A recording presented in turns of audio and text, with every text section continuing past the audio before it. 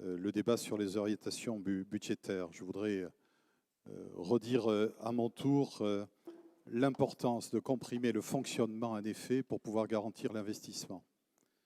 Et justement derrière les chiffres annoncés, notamment 45% pour la mobilité, qui inclut d'ailleurs tous les travaux de voirie, on n'aura sans doute pas la même appréciation des proportions, puisque pour nous, il serait question d'abord de ce qui est à l'effet de levier, c'est-à-dire les mobilités, les transports collectifs d'abord, parce que c'est là que se trouve le levier de la transition. Et de ce point de vue, et vous l'aviez dit lors du rapport d'orientation budgétaire, les nouveaux projets ne sont toujours pas intégrés. Et nous sommes au début de la deuxième année de la mandature. Et donc, il est important d'aller vite. Et certes, s'il y a en matière d'investissement des augmentations pour l'eau, l'assainissement, le plan vélo, les mobilités sont reportées à plus tard. On comprend évidemment l'ajustement nécessaire pour les études. Cependant, je crains qu'on ne prenne du retard. Et d'ailleurs, si certains ont évoqué le plan de relance, je crois qu'il faut se pencher sur cette question parce qu'effectivement, ceux qui seront prêts pourront bénéficier, tant au niveau européen que national, des éléments du plan de relance, en particulier sur les mobilités décarbonées, en particulier sur l'anticipation, la préparation au changement climatique, et notamment tout ce qui peut ressortir d'interventions lourdes sur le parc social, qui doit être une de nos priorités. Je cite l'exemple que je connais sur Gradient, avec 1000 logements sociaux rénovés en l'espace de 5 ans. Ça mérite un grand plan, parce qu'effectivement, c'est un levier de transition assez majeur. On reparlera le moment venu des règlements d'intervention nature et agriculture urbaine, qui me semblent tout à fait sous-dotés, ni même, pour ma part, en tous les cas, d'une certaine opacité sur l'opération 1 million d'arbres et les affectations de subventions sur les différentes typologies qui seront choisies par les villes.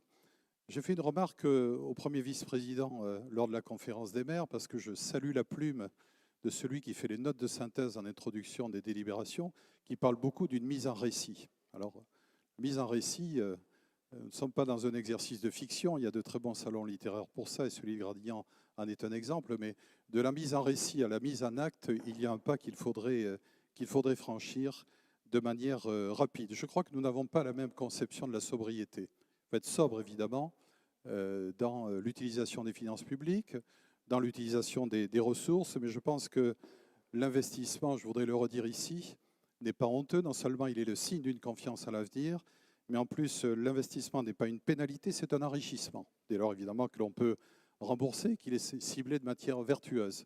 Mais l'investissement est un enrichissement, et je pense que le spectre d'aller dans le mur qui nous est brandi depuis 50 ans, finalement, et qui ne se réalise pas, ne doit pas nous empêcher d'investir. Alors, sur les mobilités, puisque c'est à venir, il y a eu un échange entre ma collègue Karine Roux, vous avez remarqué qu'elle est de Gradignan, évidemment, et Clément Rossignol-Puech.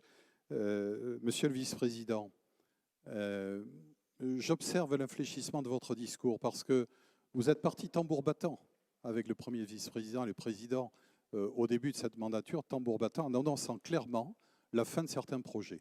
J'observe un infléchissement, des études sont faites et je vous ai mis au défi de produire des indicateurs, et des indicateurs dont la cotation sera discutée pour pouvoir dégager ce qui sera le plus vertueux en matière d'investissement.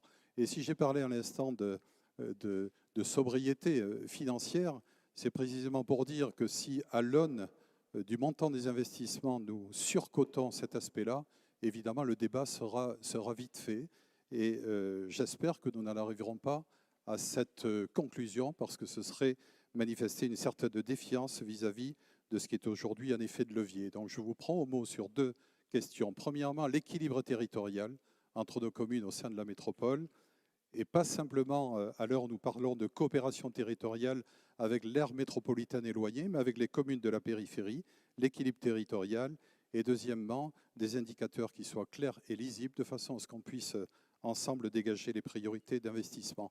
Mais pour conclure, je vous le redis, Monsieur le Président, de la mise à récit à la mise en acte, il y a un pas qu'il faudrait franchir rapidement sur ce thème-là. Merci.